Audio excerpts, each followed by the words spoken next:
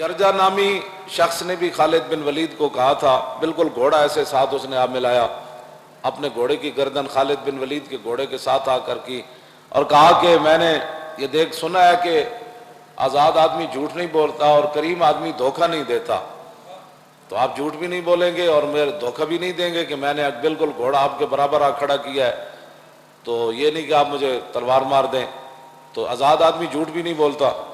تو میں آپ سے ایک سوال کرنا چاہتا ہوں، کہا کہ اللہ نے آپ کے نبی پر تلوار نازل کی آسمان سے، اور وہ تلوار اللہ کے نبی نے آپ کو دی، اور پھر آپ لاکھوں کے لشکر میں داخل ہو جاتے ہیں تو 7 لاکھوں کا لشکر جو ہے وہ ایک تلوار سے آپ بھگا دیتے ہیں۔ اس نے کہا یہ میرا آپ سے سوال ہے۔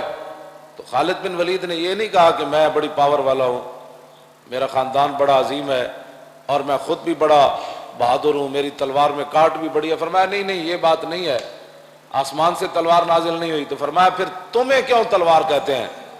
تو فرمایا مجھے رسول اللہ نے فرمایا تھا کہ خالد سیف من سیوف اللہ۔ تو اس نے کہا کہ اگر میں مسلمان ہو جاؤں پھر میرا کیا مقام ہوگا اسلام میں؟ تو فرمایا تو ہمارے برابر ہوگا۔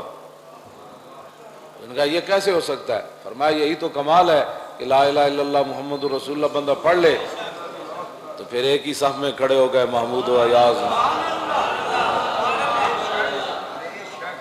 تو میں ہمیشہ کہتا ہوں کہ آدمی جو اگر مگر کرتے ہیں نا، ہمیں بھی رائے حق سے پھسلانے کی کوشش کرتے ہیں، انہوں نے ذائقہ چکھا ہی نہیں ہے۔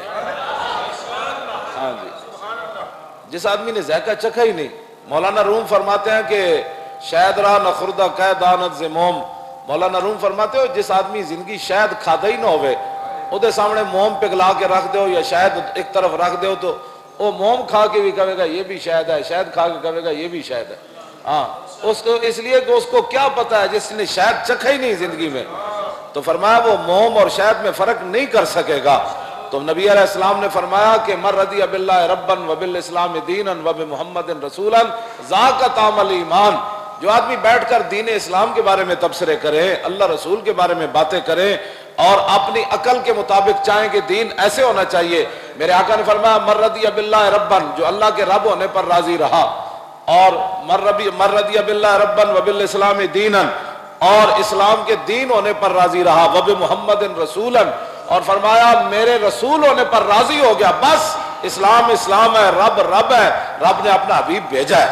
بس جو یہ تینوں باتیں اپنا دل سے کہہ دے کہ رب رب ہے، اس نے دین بھی دیا اپنے حبیب کو اور رسول اللہ کو اپنا حبیب اور رسول بنا کر بھیجا، میرے آقا نے فرمایا ذاک طعم الایمان، فرمایا ہر شے کا ایک ذائقہ ہوتا ہے، اس بندے نے ایمان کا ذائقہ چکھا۔ تو جو دین کے بارے میں باتیں کرے بیٹھ کر کے، نہیں دیکھیں نا لوگ یورپ یہ کہتا ہے، دیکھیں نا ہمارے دین میں یہ بات تو ہے نا، انگریز یہ اعتراض کرتے ہیں، وہ انگریز فلانا یہ اعتراض کرتا ہے، انگریز فلان یہ اعتراض کرتا ہے۔ تو میں نے کہا تو ساری زندگی ان کو راضی رکھ، واللہ ورسولہ احق ان یرضوہ، اللہ اور اس کے رسول زیادہ حق رکھتے ہیں کہ ان کو راضی کیا جائے۔ جب تو محلے داروں کو راضی کرتا ہے، کبھی تو اسلام کی نہیں جی وہ دیکھو نا وہ بڑی سخت، دیکھے نا اسلام اتنا سخت تو نہیں ہے نا، تو میں نے کہا پھر تو نرم بنا دے۔ اقبال کہتا ہے فولاد کہاں رہتا ہے شمشیر کے قابل، پیدا ہو اگر اس کی طبیعت میں حریری۔ اقبال کہتا ہے جو لوہے وچ بھی جناب ریشم پن آ جائے، نرم پن آ جائے، تو پھر اقبال کہتا ہے تلواراں کدے نال بنانیاں نے، تو لوہے وچ تے سختی رہنی نا، تو پھر جناب غوری میزائل بھی بننا ہے۔ جے کہو نہیں جی وہ غوری میزائل بالکل نرم ملائم ہونا چاہیے، وہ کسی کو لگنا نہیں چاہیے، تو پھر بنایا کیوں؟ اس واسطے ذائقہ جس نے اب وہ جرجا نامی سپہ سالار تھا رومیوں کا، خالد بن ولید کی اس ایک بات سے وہ مسلمان ہو گیا۔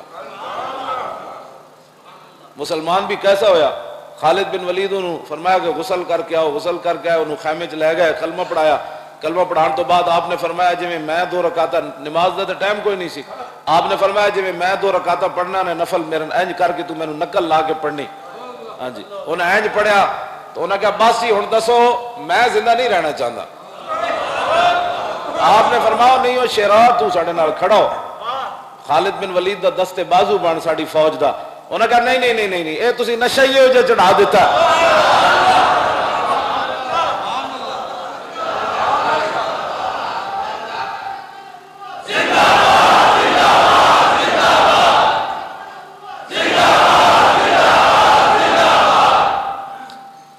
بندے نو 50 سال تک مسلمانوں کے گھر پیدا ہو کے اسلام کا نشہ ہی نہیں آیا. نشہ تو آئے تو کلمہ پڑھنے کے بعد بھی آ جاتا ہے. اور صحابہ کہتے ہیں کہ وہ جاتے ہوئے اس نے کوئی نماز فرض نہیں پڑھی. ہاں اس نے کوئی فرض نماز نہیں پڑھی, جاتے ہوئے وہ ٹکرا گیا اور شہید ہو گیا. اب صدیاں گزر گئی, بڑے بڑے جنہوں نے ناموس رسالت پر کام نہیں کیے ہوں گے, بڑے بڑے چلے کاٹے ہوں گے, بڑی بڑی تسبیحاں, بڑے بڑے پتنے حج کیے ہوں گے, لیکن ان کا تذکرہ کوئی نہیں. تذکرہ اسی کا ہے جس نے جاتے ہوئے حضور کی عزت پر ایسے جان دے دی. ہاں جی, تو جس آدمی نے ذائقہ نہیں چکھا وہ ہمارے بارے میں بات نہ کیا چاہے.